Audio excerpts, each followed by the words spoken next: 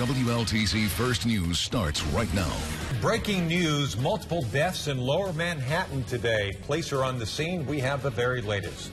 Officials keep kids close as deputies search the neighborhood for a burglar on the run. We are live from Morgan Washburn Stadium awaiting the matchup between Lynette and Lafayette. Yeah, two teams undefeated in their region squaring off. Brooke and I will have an inside look at the game. You won't want to miss it. Straight ahead, split verdicts handed down against 3 defendants in the Double Churches Park murder trial. Also straight ahead, a Columbus teen, a 17-year-old, charged with murder, making his first court appearance today. And an Alabama man is arrested for threatening to choke a student. A standoff that occurred with Columbus police and an armed suspect making threats to shoot himself. New at 6 in the wake of Auburn assistant basketball coach Chuck Person's arrest, Auburn has announced full refunds for season ticket holders. Coming up, why defense attorneys are asking for another delay in the case involving the heinous triple murder of a Upatoy family. That story straight ahead. 2 people have died. Several other people were shot on Saturday at a nightclub in Lynette. We'll have the details up next. Right now, Bo Bergdahl before a military judge today. He could face life behind bars. Plus, a Vietnam veteran from Alabama receives our country's highest honor. WLTZ First News starts right now. Good evening, everyone. Welcome in. I'm Mallory Hagan. And I'm Don Hammond. We do begin with breaking news tonight here at 6. Just in this last hour, a high-speed police chase that started in Phoenix City and ended in front of the Wells Fargo Bank on Macon Road in Columbus. Macon Road is currently back open again after it was shut down earlier today with a heavy police presence. Now, police say the suspect is now in custody, and according to authorities, the suspect was having family problems. He was sitting in his car armed and threatening to shoot himself. Eventually, police were able to apprehend him. To our breaking news right now, 6 people dead and up to 15 injured now after being run over on a bike path. This is Lower Manhattan right now. Live picture you're looking at. Suspect is in custody. The tales we have right now are that the suspect drove down the wrong way on a protected bike path in a large vehicle. Police were nearby, able to catch this suspect who attempted to run away. Witnesses on the scene saying the driver was screaming, "Allahu Akbar." Police have not revealed the suspect's motivation, though, for these deadly actions. Stay tuned. We'll have the very latest. A big story for you tonight. Justice for 3 members of a Upatoy family slaughtered in their own home is on hold once again. The triple murder trial was scheduled to begin October 30th, but after a flurry of activity here inside Superior Court this morning, the trial date was pushed to next year. That makes it more than 3 years after the gruesome killings. The suspects will finally stand trial. Robbie Watson reports on the very latest. Well, attorneys for both sides tell First News that rushing through this high-profile triple murder trial would not be serving justice to the defendants or the victims' grieving family members. Defense attorneys for the 3 suspects accused of the grisly killings made a motion to continue, they said, after receiving mountains of evidence late last week they needed to carefully review before proceeding. I want to just make one thing clear. It was not dumped on them. That discovery was ongoing, and so when they requested different things, we tried to provide it. Police say the trio terrorized Gloria Short, her son Caleb Short, and granddaughter Gianna Lindsay before slaughtering all 3 inside their Bentley Drive home. Of course, everybody's in the courtroom all mentioned the need for finality about, the case, not for everyone involved in it. Judge McBride ultimately granted the motion to continue, giving attorneys 3 more months to get ready for trial. We're very satisfied with the amount of time the judge is allowing us to prepare, not only the victims' families, but my client. He deserves a fair trial, and he has a constitutional right to a fair trial, and part of a fair trial is having an attorney that's prepared. That new trial date, January 29th, falls just after the 3rd anniversary. The 3 family members were bludgeoned to death. Another reason defense attorney Jennifer Curry says she'll request a change of venue. In Superior Court, Robbie Watson, WLTZ First News. And Chief Judge Gil McBride has said they will attempt to find a fair and impartial jury here in Muskogee County. He will decide if a change of venue is appropriate during the jury selection process. In more news, 9 people shot, 2 dead at a nightclub in Lynette, Alabama on Saturday night. Police trying to track down those who are responsible. But neighbors around club addiction and even the property owner believe this was done by people who live outside of the area. Marlena Muma has the story. Michael Woody owns the property where Club Addiction is, and his place, Cal's, is right next door. He was hosting a birthday party at his business when he heard shots ring out. A lot of young kids was running from there down through my parking lot, and I went to the door and I heard some shots going off. And as I heard the shots going off and everything, I saw a little young guy standing right back behind me in the middle of the parking lot, laying down. According to Woody and a press release sent out by Lynette PD, the suspect walked inside the club and started shooting near the door, killing 1 person. A lot of people's just running.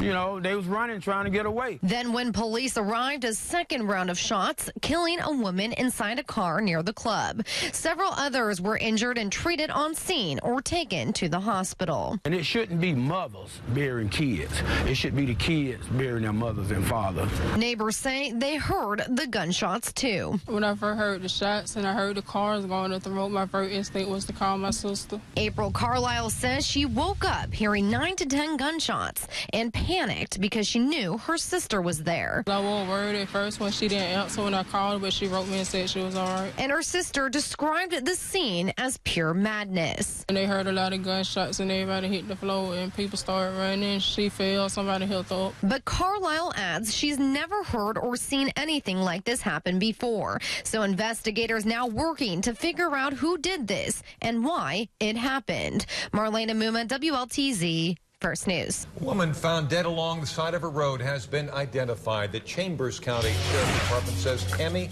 Christina Blount is her name. The 47-year-old lived on Ward Place in Opelika. Passing drivers saw her body near the intersection of County Road 25 and County Road 173 in Chambers County on Friday. Blount was last seen in a white Ford Taurus last Thursday.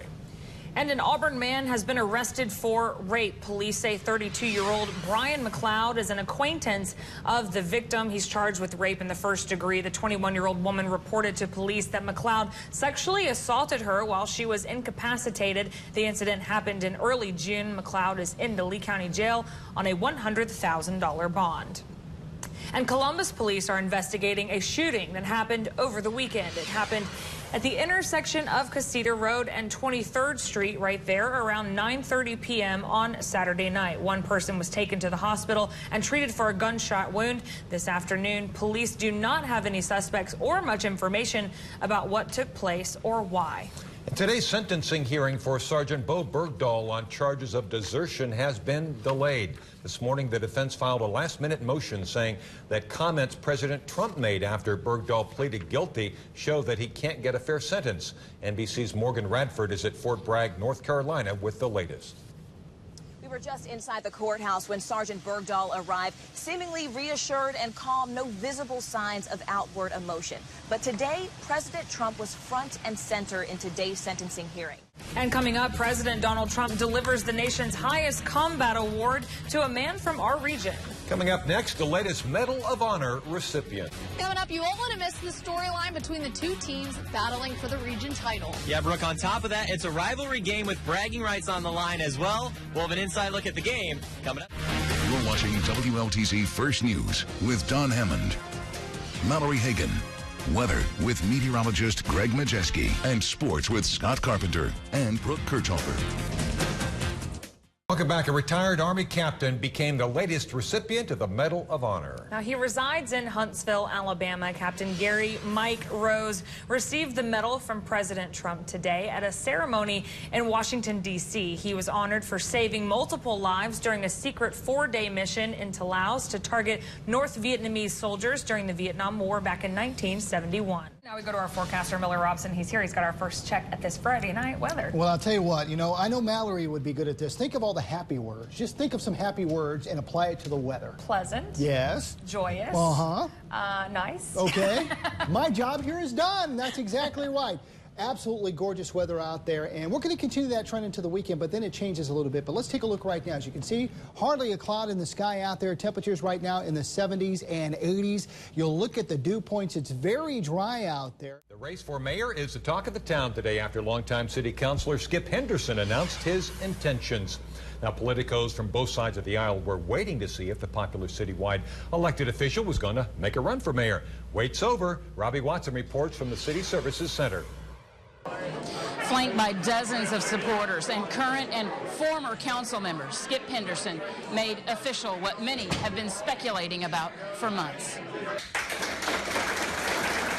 About 75 people surrounded the city councilor as he made his bid for mayor public, some of them questioning his sanity. You know, I actually had somebody who shall remain nameless say, you know, if this were an intelligence test, you might not have passed. But his co-workers and fellow city leaders beamed at the news, saying experience matters when it comes to running the mayor's office. We have Scott Carpenter here. He joins us right up the top. We've got breaking news, right, Scott? Yes, this came down just about 30 minutes ago. Former Auburn assistant basketball coach Chuck Person has been indicted by a federal grand jury. Person was arrested by the FBI in September on 6 counts of conspiracy and fraud.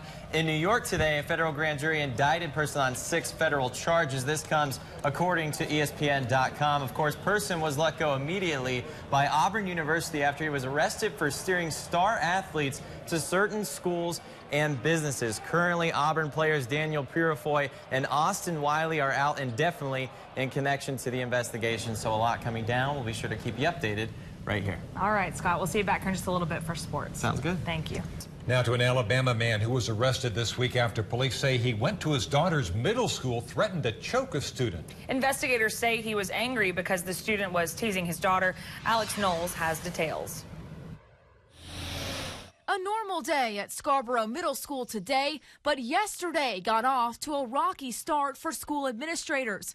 Police say one student's dad, Gabriel Lawson, didn't like that another student was teasing his daughter, so he went to the school and threatened to choke the student. Welcome back in. A man suspected of driving under the influence in Wisconsin is shown slamming into a police car while driving on the wrong side of the road. And it's all caught on camera for you today. The accused drunk driver slams right into an Oak Creek squad car moments earlier. From another squad car's camera, though, we see the driver slam head on into a car, then keep going.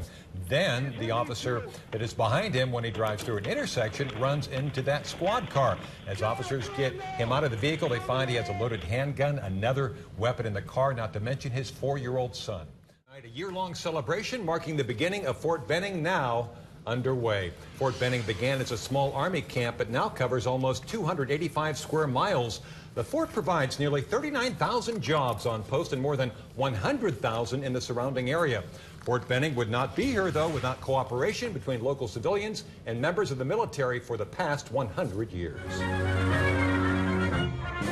The Columbus, Georgia Consolidated Government, along with the Fort Benning Maneuver Center of Excellence, begins a celebration that will take a year to complete. What a glorious, warm day to celebrate an event that has shaped this community for 100 years.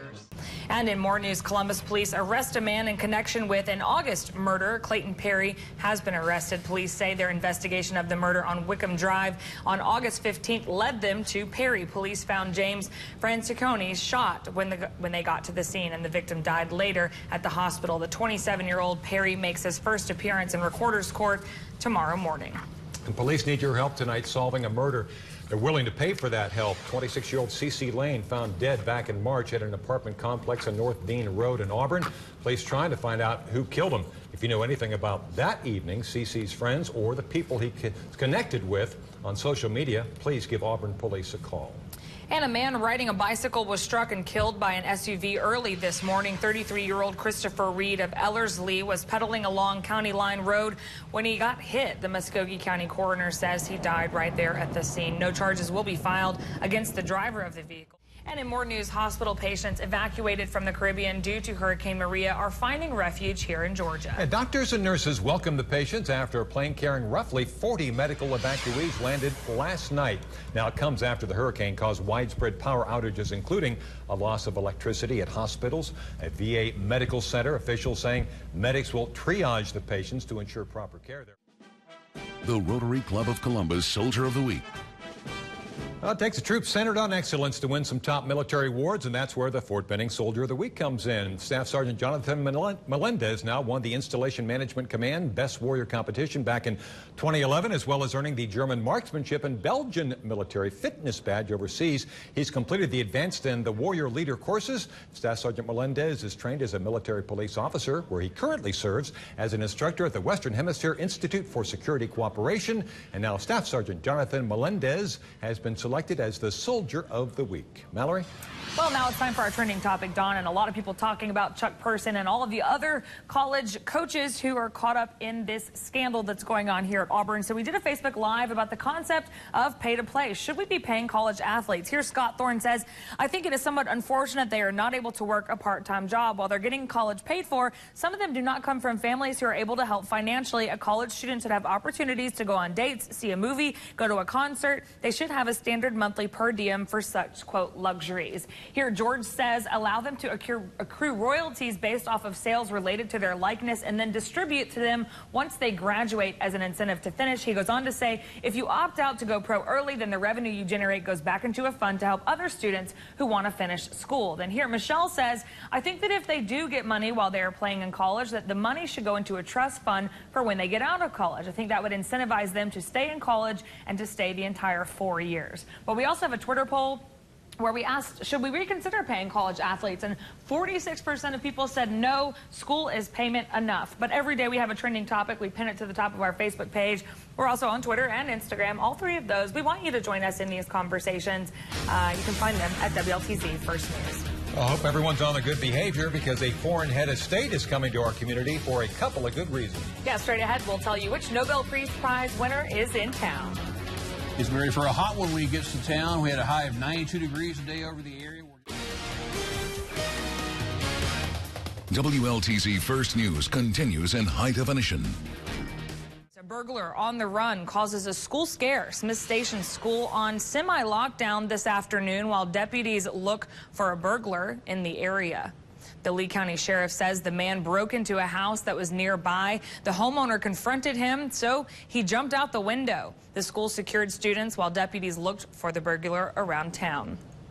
And a carload of guys busted in connection with an armed robbery. Police say the victim arranged to meet in the parking lot of a business on University Boulevard to sell a used iPhone. Fake deal. Instead, he was roughed up and robbed at gunpoint. Gary Norris, Jamekio Russell, Malik Holtzclaw, Rodney Carroll, Dejon Graham, all arrested for robbery in the first degree in the Lee County Jail on a $100,000 bond. And now it is time for trending topics. Every day we do check in, see what's happening online. And right now, there's a lot of talk about the NFL yet again. Today, Texans owner Bob McNair made a questionable comment saying, quote, we can't have inmates running the prison, causing some team members to leave practice. So we did have some responses from around the internet, some of those right here in our viewing area. Williams says, this is why NFL players are taking a knee. If I played for the Houston Texans, I wouldn't even show up to the game on Sunday. Stop changing the narrative. Here, Jamar says this shows exactly how owners like this guy and Jerry Jones really feel about their players. Those guys see nothing but dollar signs. Breast cancer awareness is all about money. Same with recognizing the military during the national anthem. And now, WLTZ First News Sports with Scott Carpenter and Brooke Kirchhofer.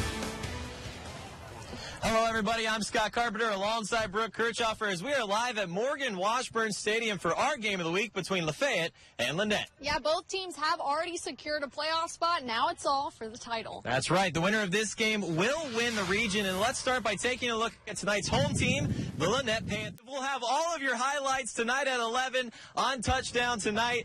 That'll be coming up. But for now, we're going to send it back to Mallory and Greg back at the desk, guys. Oh, my gosh. Kind of like dragging a parachute parachute, running with a parachute behind you. They look like they're having fun, but they're also probably, hot. It's still warm outside. They're young. Yeah, that's true. That's true. I'm glad it wasn't me on camera. No. Let's put it that way. But the weather's great for high school football tonight. Definitely looking pretty good as temperatures are in the 70s. Look good, cool, maybe into the 60s for games tonight. Looking great. The rain will come in tomorrow. That's going to turn wet. The high temperatures will probably be early in the day. Get ready for a cold weekend, but we warm back up, and Halloween is looking perfect for this year. Well, for tomorrow, it'll be good. You can watch the NBC special. That's right. But you also need your rain boots. Go Georgia. All right, thanks, Greg. NBC Nightly News is up next.